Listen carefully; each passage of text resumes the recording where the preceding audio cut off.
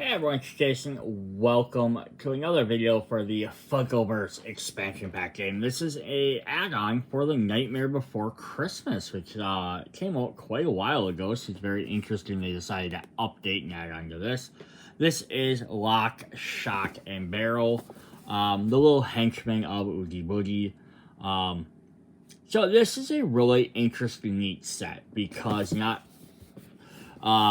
so it's not like some of the other small sets where you get two characters and you can play as one or the other, or like one of the single packs like Kool-Aid Man or Darkwing Duck. It's sort of a mixture of what it is because you get to play as either a one playable character, which is Lock, Shock, and Barrel as a combined character, or you can put all three of them out and play them as three separate companions, which works really good with the Nightmare Before Christmas set because that also had four different characters, had some different modes so you could play like four players against each other, but it also had Zero in there as a companion. So this should add it so now each player could have their own companion if you want. Yes, it might not thematically make sense for Lock, Shock, or Barrel to be working with Sally or Professor Fink. Not Professor Frank. That is the wrong show. And now my brain can't remember what the name of the professor is from Nightmare Before Christmas. But it evens out the playing field. The only downside is these guys would like have miniatures on the board, and Zero would just be a token. I would love if they made. I would love if they made little miniature figures, even like this size, for all the companions. There's only like 3 or 4 companions. So it'd be really cool if they had done something like that. But yeah, so let's go ahead and take a look what's out in the box. So we're going to get a little rule book here, which is just going to kind of describe on how to play these guys. Either you can play them as stacking characters, explaining what attachments are. So your attachments are like the various items, companions, and things. But these guys don't have a handhold to put an item in. So you still can give them the item card. They just won't physically carry the item. Kind of explains how companions work, which we'll get into that a little bit. And then some strategies to use these characters. So it's going to come with that. We're going to get a handful of brand new purple crystals to go with our other set. We always get crystals in every pack. So those are always fun. We'll just leave those on the little table there. We are going to get some more tokens. We get the used action token. And then for the playable version, we get a blue and gray token. Throw those down there. We are going to get 4 bases. We will get a black one and a white one, which we usually get. So you have like the good and evil side, essentially. But then to go with the rest of the Nightmare Before Christmas, we also get the purple and orange. And this works really nice because they had 4 bases in that set. So that way, if you team up, if you're using these as companions, you can team up the orange base with the orange base character, purple with the purple, so on and so forth. So that's actually fun. You'll also notice they have a little different peg spots in there for how they work. And that's because of the way the characters are. So they have an extra little foot like this, so they kind of slide into the base that way instead of having the peg go up into them. And then they can stand. Or they can fall over because we're at too much of an angle on this soft thing. So this is how they play as a single character. So we do have their character cards. They have a unique rule. So if we look at their character card here, I'll kind of see if I can set these guys off to the side so we can see both of them. They're kind of hanging out there. You'll notice they have no defense. So typically every character usually has at minimum 1 defense. Some characters have 2. These guys have none. They're just going to take hits no matter what. But what makes them different is because they technically have 3 hits. So if you hit this character once, rather than immediately being like, they don't have any defense, they're going to get knocked out, you take off 1 character. So we can take off Shock here, and then now I can take 2 more hits, and then if I get hit again, I can take off Lock here, and then I still have Barrel. If Barrel gets taken out, then he goes on the board on the cooldown counter for 1 like you would do any other character that kind of gets knocked out. Then when he pops back up, you just stack all 3 back on. So these guys are a little bit interesting because it's going to take them a little more while to get taken out, but they're going to get hit a lot easier. But even still is the fact that you have to hit them 3 times to take them all the way out. So what else do they have? They have their special signature ability, Where His Secret Henchmen. When lock, shock, and barrel would be knocked down, instead of removing the top figure from their stack, instead remove the top figure from the stack. When the last figure being removed, they're knocked out. So that just explains their ability, which is nice. You don't have to try and remember it. Then their active abilities we have for 2 of the grade gears. We have Blow Him to Smithereens. Challenge 1. Increases challenge by 1 for each figure on this base. So yeah, it starts off as a 3 challenge, and then for each, so 4 challenge, and then as guys get knocked out, it gets knocked down a little bit more. So that's kind of cool. And then we have the other gray one for 2. It's also Tie Him in a Bag. Move 1, giving adjacent rival the bagged status card. So we're going to get their special status card, which we'll put that up here for a moment. It says Bagged. This character cannot move. At the start of your character's turn, you may place an ability token on the 4 cooldown track to discard this status card.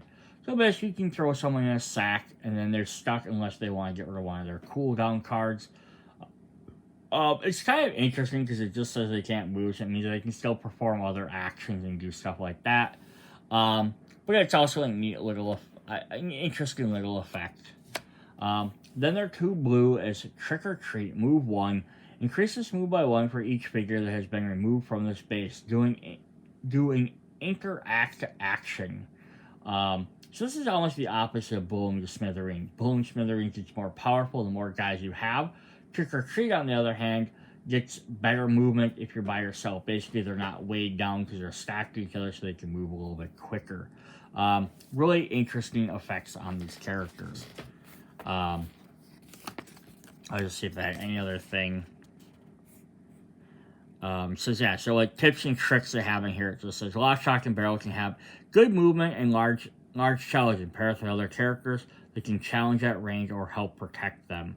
So it kind of depends on where you need to be.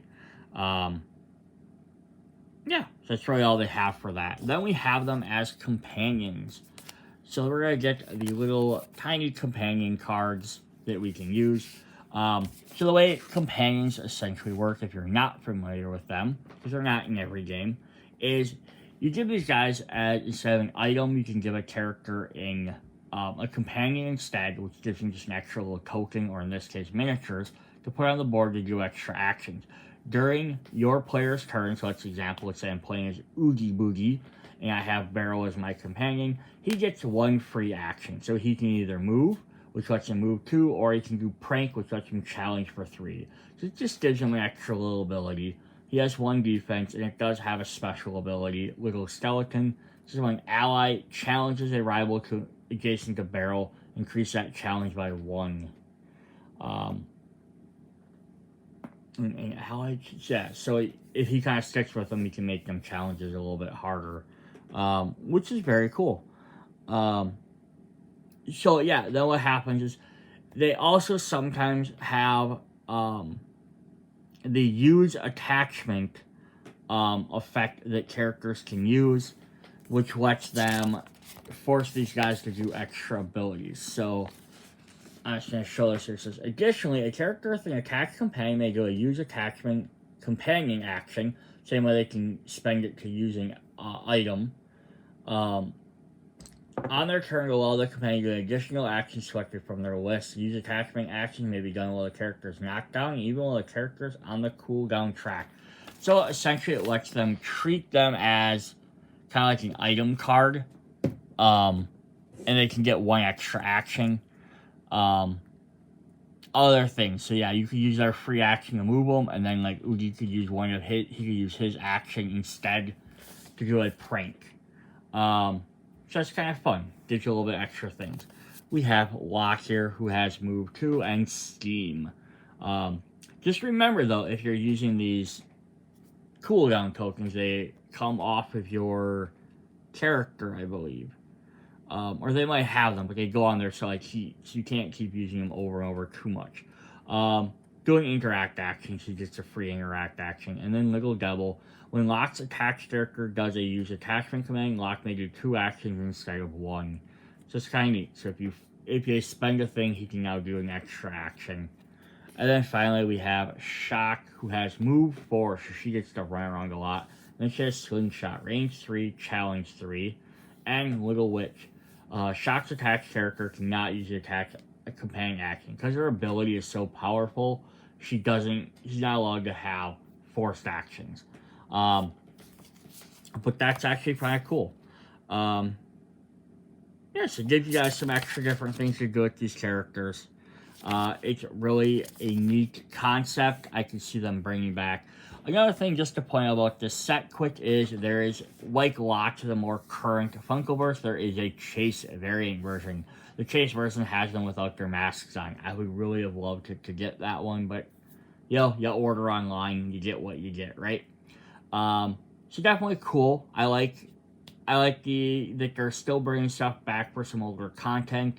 I would love to see more from other sets like they did, like almost any set. Like I thought Jurassic Park, I'm surprised they didn't jump in and do some Jurassic World characters.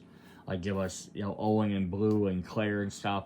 Harry Potter, there's other characters from the Harry Potter universe I could do. I can maybe see why they didn't go into Fantastical Beasts, but that's that. Darkwing Duck has a solo figure. I could see some of the other characters for that. Maybe make a little extra. The only problem with that is trying to do an extra box at that point is how you do it with Darkwing Duck being a solo character and have someone buying expansion that doesn't go with them. Because this is almost like a single character pack as well. But yeah, there's a lot of other things. Like they only did one Rick and Morty pack. They did some Marvel, but they could have came in and done some more Marvel. We only got one villain. We got lots of heroes, but only one villain. It would have been cool to get more Justice League. We got a Batman and we got Wonder Woman. Like we never got a Superman or an Aquaman. So lots of stuff. I would love Funkoverse if they kept doing this. It'd be neat to get some more things. More companions like this would be kind of cool as well. So yeah, well hopefully we'll get some more content. Even Night Before Christmas, they could always do some extra stuff with that. There's so many other side characters that they could do. None of them were that important. Alright, but that's what we got for this video. See you guys later. Bye.